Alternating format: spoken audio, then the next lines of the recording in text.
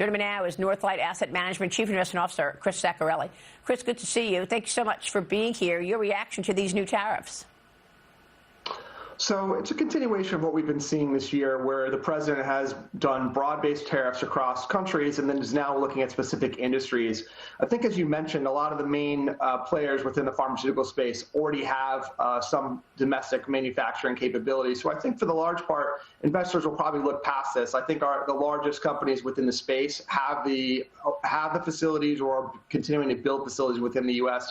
So I don't know that the market's going to react too much to this particular bit of news, but obviously there's plenty more to come down the pike, and we'll be looking to see what the new tariffs are beyond even these ones. Well, I mean, look, President Trump is trying to get these companies to move their supply chains to America because right now the 90% of the underlying components of prescription drugs are made in China. And the president understands that we cannot rely on an adversary for our prescription drugs.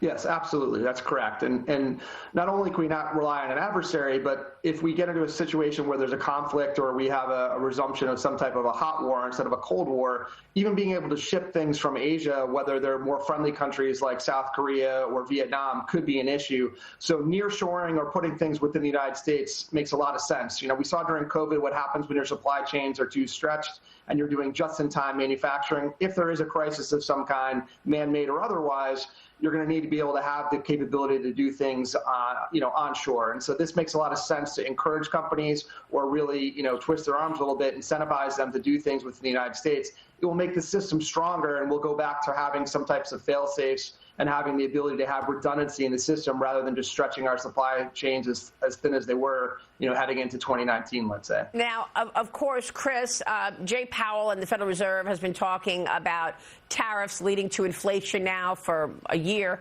and so far we haven't seen it. But this morning we are getting the PCE inflation data out, and this could be a market mover. What are you expecting from the PCE? And do you think that we are seeing any uptick in inflation after President Trump was able to rein it in this first 6 months? Yeah, I mean, clearly we've seen a lot of progress from the highs of inflation. They've come back down. It does seem like inflation is getting a little bit more sticky. It's a lot more difficult for inflation to get down from 3% to 2% than clearly it was, even going from 9% to 5% and below it.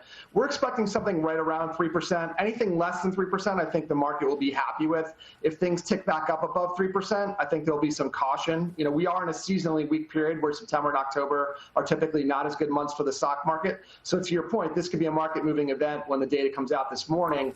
Investors really want to see inflation either staying consistent or going lower. If it starts to tick back higher or start heading back to where we saw a few years ago, that would be a really big problem for the markets, and you'll definitely see the Fed react to that by not cutting rates anymore. So we're hoping to see something that's a little bit around 3% or lower. Our expectation is that inflation will be relatively contained, but month to month it is a noisy series. So what are you expecting from this market rest of the year? I mean, these 3 days of selling, Tom Lee out with a report this morning, basically just calling it, the moves up and down in this market, but he's not worried. He is still looking at a buy signal, even though some stocks are trading above their 200 moving day average. Your thoughts?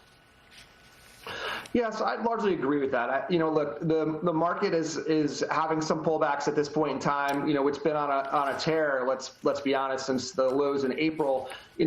Trees don't grow to the sky. Market's not going to go up in a straight direction. We're not concerned at all about what we're seeing. We talked to our clients earlier this year about this period of time being a little bit more weaker in terms of, again, September, October. So we do expect that the market will find its footing at some point in the next month or so. We do expect a rally into year end because the fundamentals are intact. The three things we're really looking at right now are the labor market, inflation, and then the yield curve, looking at making sure that the treasuries stay under control. And as long as those three things are in place, the labor market not jumping up significantly in terms of unemployment, inflation staying around that 3% or lower range, and then yields, especially, you don't want to see what happened with the 10-year 2 years ago going back up to 5%.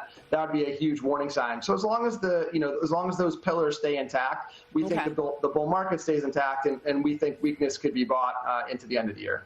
All right, we like that. President Trump, meanwhile, signed an executive order allowing TikTok to keep operating in the U.S. VP J.D. Vance helped broker that deal. He says the company will now be valued at more than $14 billion. And under this deal, U.S.-based Oracle and other key investors will own the largest stakes, and ByteDance will own less than 20% of this app. The president said he spoke with Xi Jinping about the deal. Chris, thoughts on TikTok and what this means for the tech sector?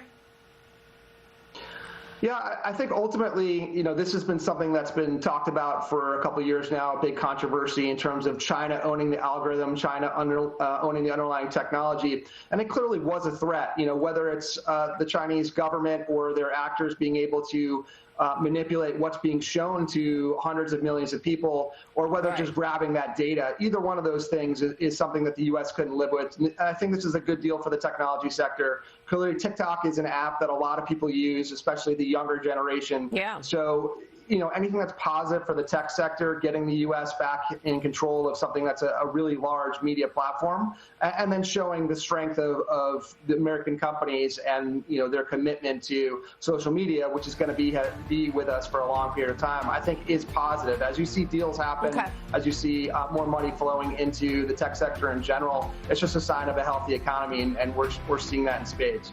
Chris, good to see you. Thank you. Chris Zaccarelli joining us. We'll be right back.